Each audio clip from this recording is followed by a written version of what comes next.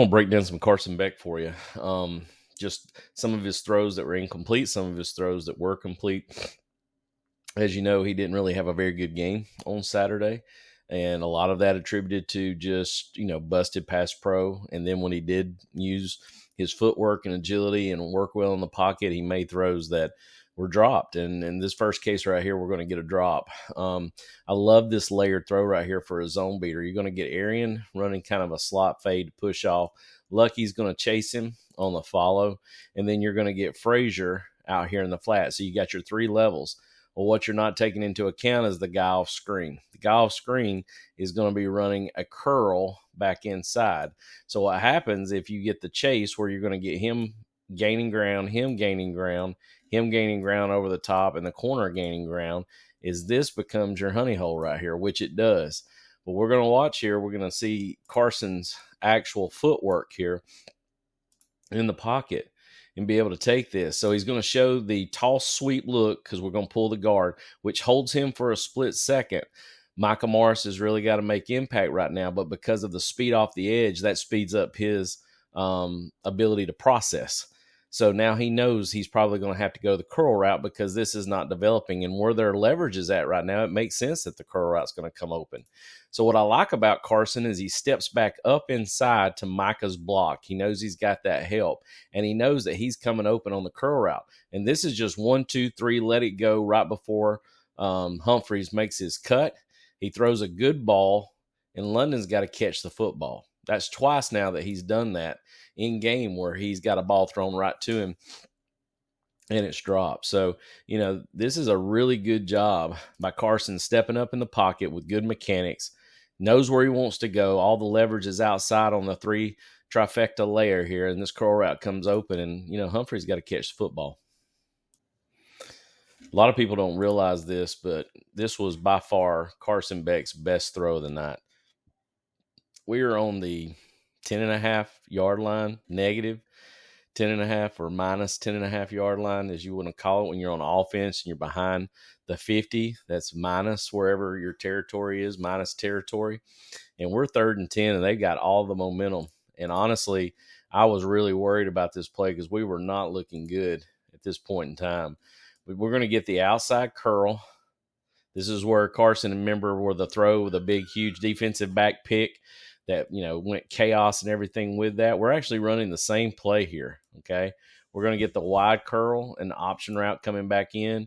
You're going to get the seam here to pull your hole player and pull your safety.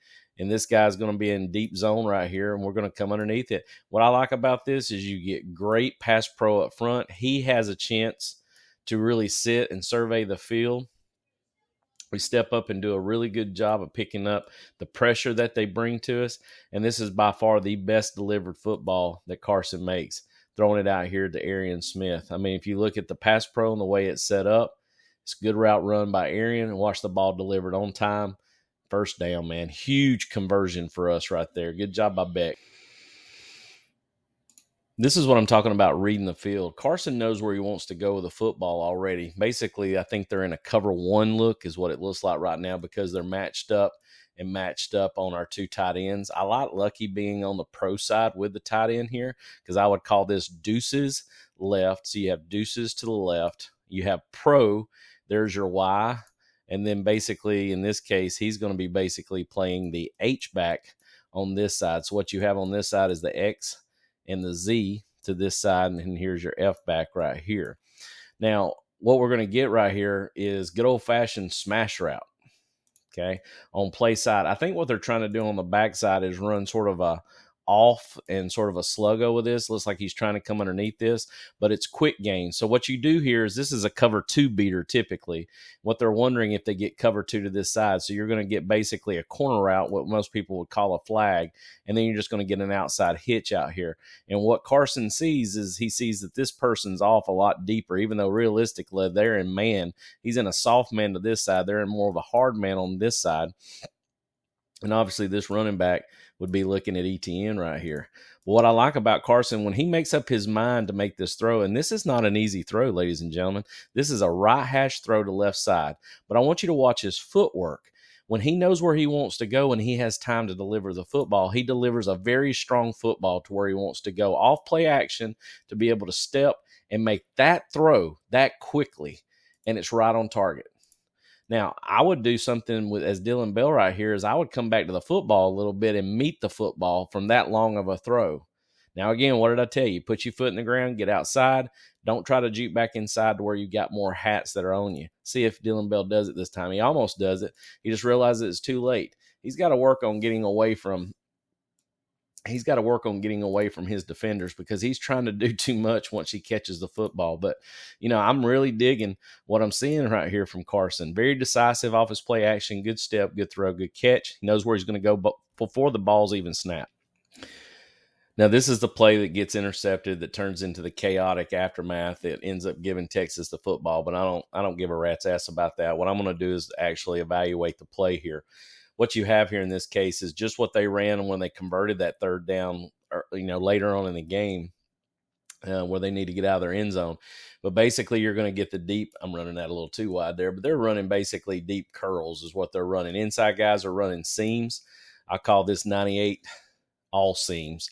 If you want to run a two-man game, you could go 98 Y seam, go 98 H seam, but it's just all seams right here. And basically what this does is you look somebody off, especially if you have a free safety to the middle of the field, you look them one way and try to throw the other seam. But in this case scenario, I believe they're in quarters match, which means they're matching up after the ball is released. So you got man-to-man all the way across matching up, looking like zone to start with, but then they match up and you got a free safety sitting over the top. And they bring some pressure here, which is what makes Carson release it so quickly. But as the ball is being run, the first thing I'm looking at is our pass pro. See if we pick it up pretty good. Right now it's looking pretty well. Ernest has got a guy off his edge. Looks like right now Mike is about to pick up that guy coming through on the X. So right now we've got a good pocket. I like what Etienne's doing right there to take on the linebacker. And Carson he's revved up. He's behind. He's in his hips. I like where he's at. I like where his release point is at. I like where his feet are at. But you got to think about it. If you're running a curl route, you should be coming back inside.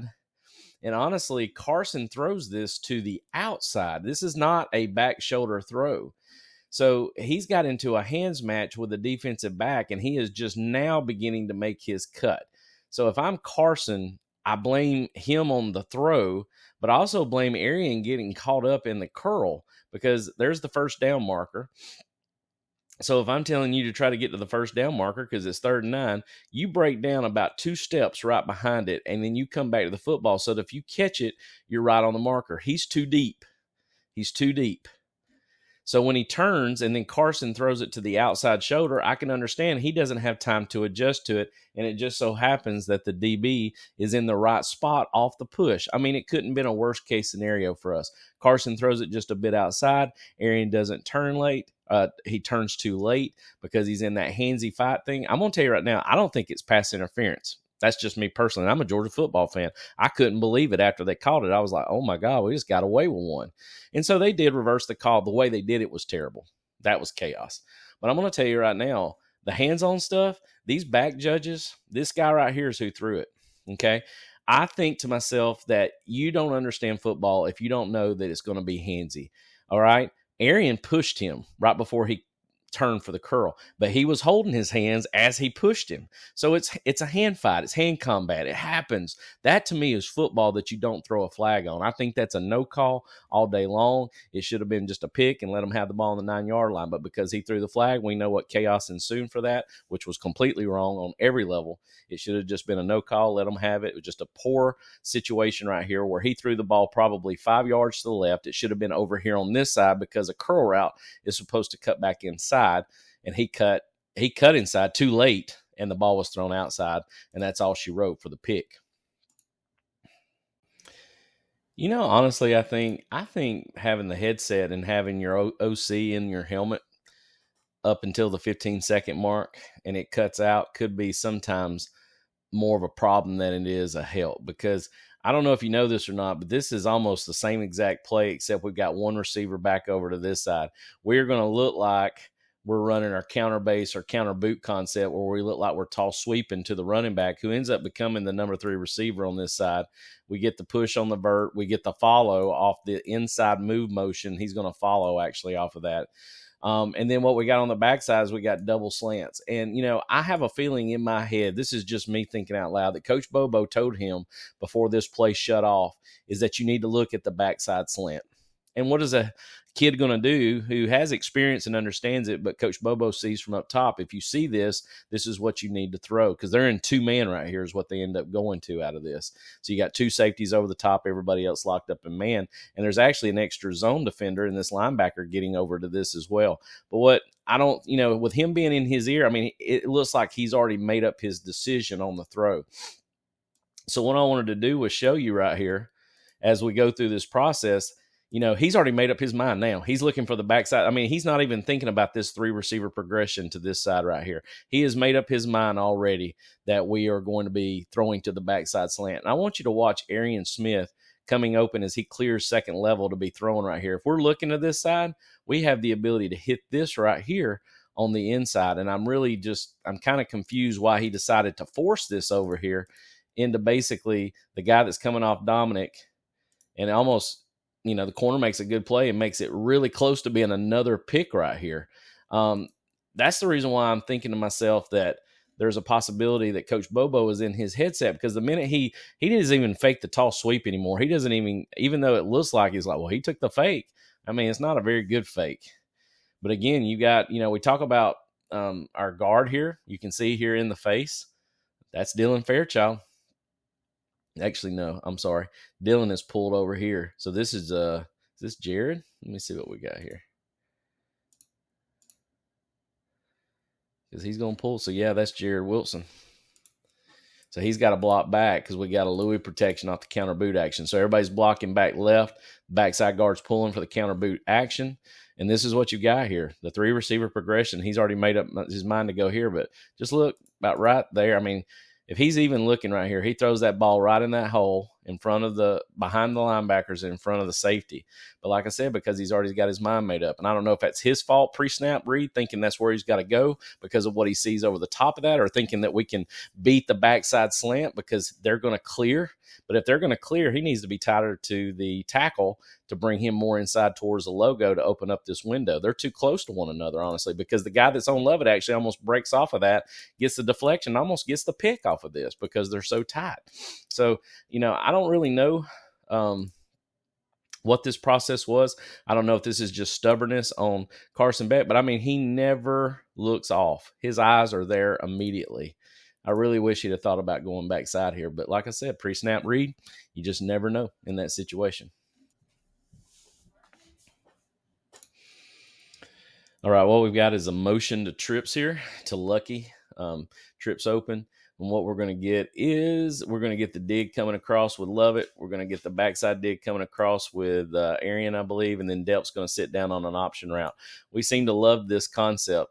And what they're going to do is match up because basically I think we're in a cover 4 match. He's got nobody to his side. Humphreys is going to run this corner off, but this safety is not moved because he sees the double digs coming across on this play. And, I think to myself that when the ball is set up, these 2 guys are really what's been struggling for us, honestly, more than our guard and center play has. But even with this right here, they're at least running the hoop. So step up in the pocket and deliver the football. But once I know where he wants to go with this. This is basically a runoff to a safety that's sitting there watching the whole thing happen in front of him. And Dominic knows that safety's there. The minute the ball's released, you can tell Dominic has no desire to catch the football. And he times this up almost perfectly. But I guarantee you, if this is Georgia on defense, we get a pass interference call at Texas in Austin Stadium. There's no doubt about it. But I really don't like the fact that Dominic gives up on the football right here. It's almost like he doesn't even care to catch it because he thinks he's dead because of that situation. He gets hit anyway. So, I don't even know, I'm sitting here looking, is that even, is that helmet to helmet contact? I don't know, but who knows? It could have been a target call, couldn't have been a targeted call. But again, we go to this play a lot. this double dig concept. So you can see the dig coming across, there's the option route. You can see how it's bracketed. He's on his hip. We can't get off here, and we got an extra zone defender. Step up in the pocket. Both tackles have let their guys run the hoop. You step up and deliver the football and deliver a strike right there to that umpire that don't want to get out of the damn way. An extra defender, you got to try to catch it by. And to me, a safety getting there, I think, just a tad bit early before the ball is thrown. But I'm still kind of disappointed in 6 giving up on the football right there. All right, this play is messed up from the beginning. And it's because Dillon Bell is on the line of scrimmage. If you want to do this, you need a guy off the line of scrimmage right here so that you can come across and get lost on the flat route.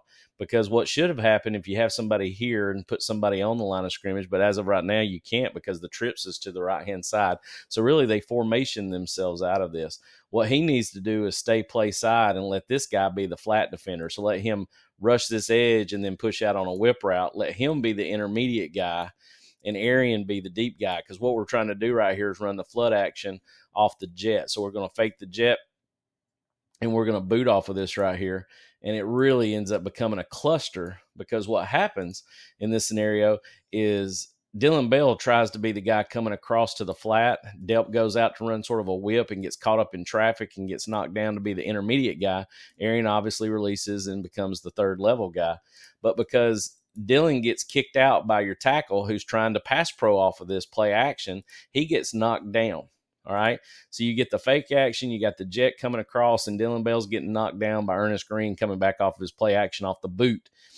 Arian's going to release. Delp is he's caught up in traffic, but he's supposed to be putting his foot in the ground. He needs to be at least over 5 yards.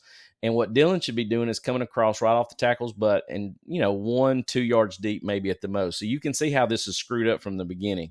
See where Dillon Bell is right now? He's completely behind the line of scrimmage. He is 5 yards deep, and Delp is only about maybe 3 yards deep off the line of scrimmage right here. So this is screwed up from the beginning. Now you've got all these defenders, got everybody covered up, all right? So this play is dead. What do you do, quarterback?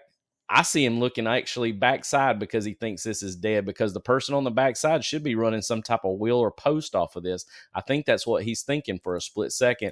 But then he realizes, I'm screwed. I'm not going to throw that all the way backside. What do you do, quarterback? What do you do right here? Throw the freaking ball away. Do you think you're outside the tackle box? I'd say you are.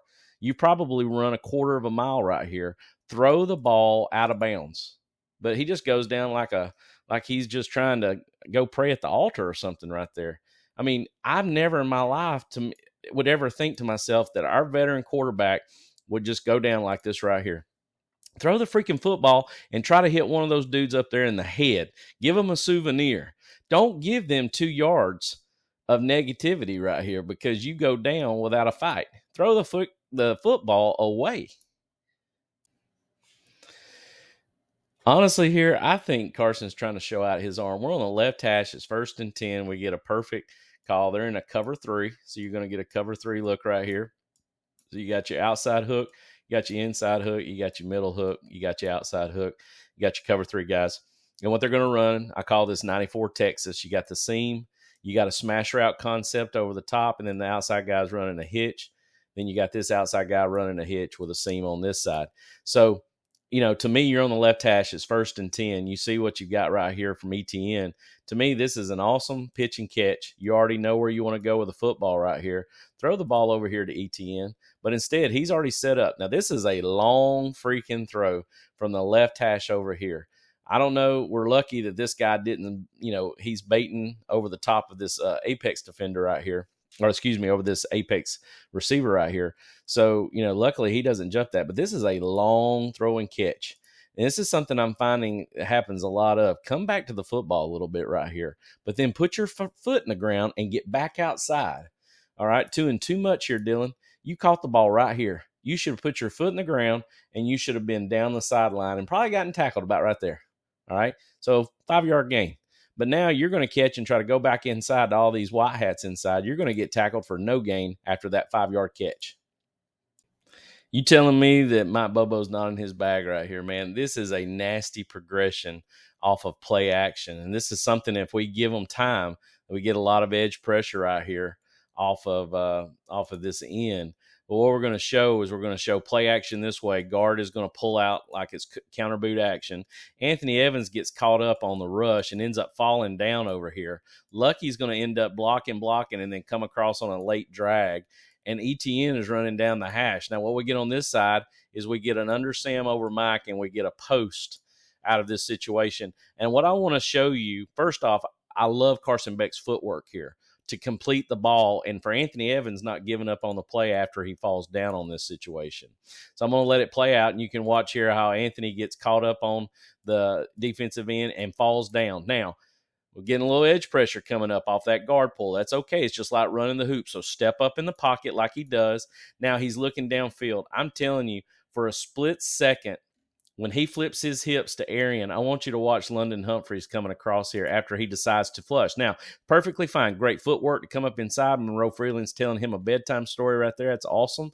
And now he's working his way out. The only thing is I wish he'd have kept his head downfield because he lofts the ball over the top of this linebacker right here. He's got London Humphreys going to the end zone. But still, it's easier. Hindsight's 20/20.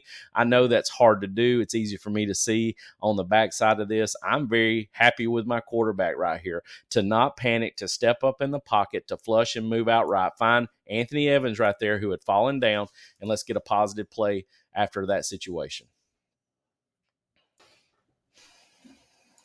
We're going to motion over to trips.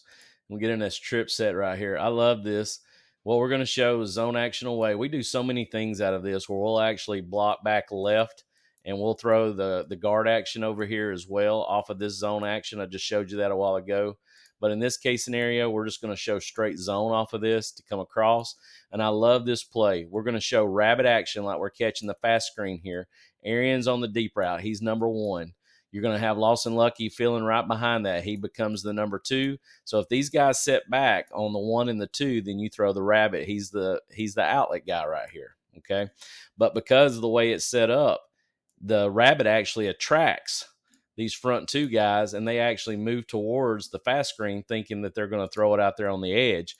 And they end up, because they are attracted to the rabbit, call it rabbit right, you can see, watch them both, how they react. They react up. Now you've got them where you want to. Arian's going to push off. Of course, the safety should be over the top. So the number 2 in the honey hole is going to be where you hit it at, and Lawson's wide open out there. Great throw and catch from Beck to Lucky.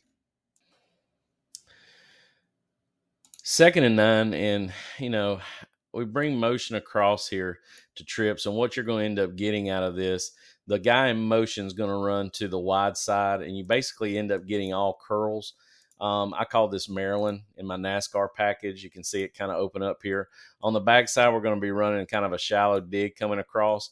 Delp sits down in the middle for a moving over the top of the ball right there, MOB route.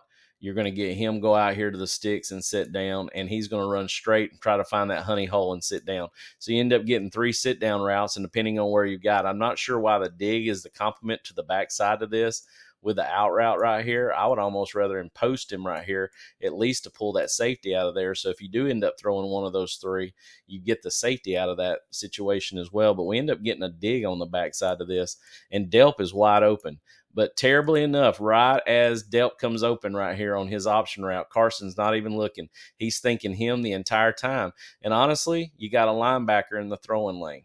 So, you come off of that because of what you see here. And I know he's reading between, okay, if he goes here, I want to go here. But I've got a linebacker in my throwing lane, and he decides to force it anyway. Delp is the one who ends up coming open right here. But he's already made up his mind to throw the football to this guy right here. And unfortunately, as he releases it, London, you're not helping the situation, brother. Think about it. Where's your defenders at?